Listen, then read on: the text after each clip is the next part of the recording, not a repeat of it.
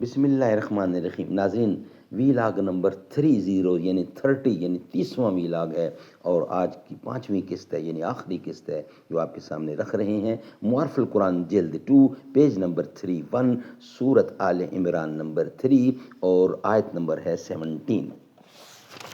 ناظرین، قرآن کریم کا ترجمہ، تشریح، تفسیر اور تلاوت ہم آپ کے سامنے رکھ رہے ہیں۔ اس کتاب کا ٹائٹل ہے معارف القرآن جلد 2، سورت آل عمران سے لے کر سورت النساء تک، پارہ 3 رکوع 9 سے لے کر پارہ 6 رکوع 4۔ رائٹر اس کتاب کے حضرت مولانا مفتی محمد شفیع صاحب رحمۃ اللہ علیہ، مفتی اعظم پاکستان۔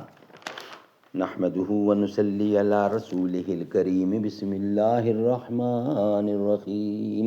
خيركم من تعلم القرآن وعلمه۔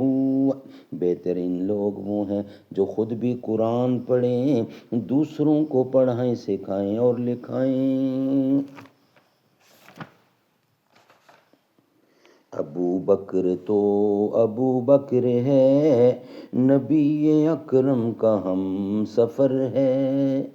ابو بکر پہ ہمیں فخر ہے، وفا میں اول، سخا میں اول، اطاعت مصطفیٰ میں اول۔